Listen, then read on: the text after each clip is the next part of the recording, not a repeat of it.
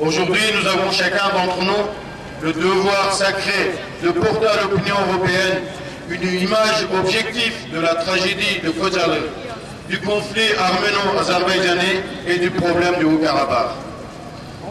Même si cela est atroce de revoir les films, les images comme ils sont exposés aujourd'hui ici, de ressentir à chaque fois la souffrance de tous les martyrs azerbaïdjanais du Haut-Karabakh, nous devons porter à la connaissance et dévoiler à l'opinion européenne les détails, le caractère odieux et le niveau de crime commis contre le peuple azerbaïdjanais.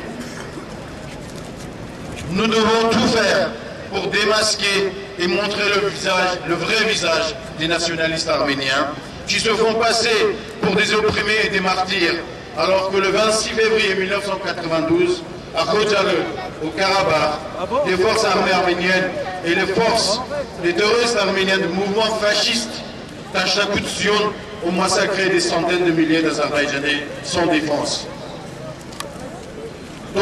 D'une part, c'est notre devoir sacré en mémoire des victimes de génocide. D'autre part, et cela est nécessaire pour qu'on n'autorise plus de tels actes barbares.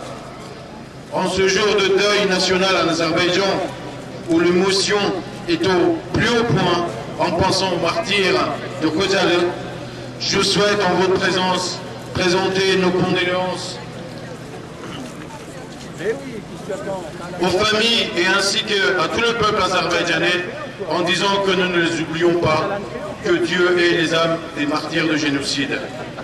En fait, pour finir, je souhaite dire que les âmes des martyrs de Kocaeli ne seront jamais en paix tant que les criminels de guerre tels que le président arménien actuel Serge Sarkissian, l'ex-président arménien Robert Kocharyan, le planificateur des massacres Zoli Balayan ne seront pas punis pour les actes de barbarie qu'ils ont commis au Karabakh en général et à Kocaeli en particulier.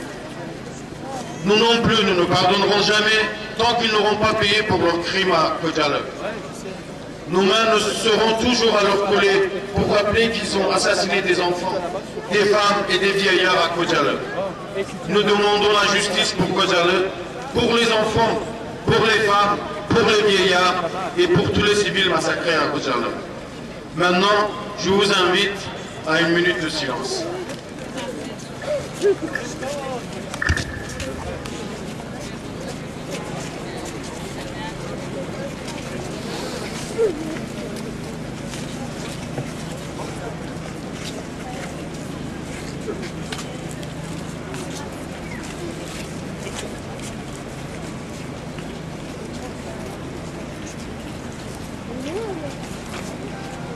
Merci.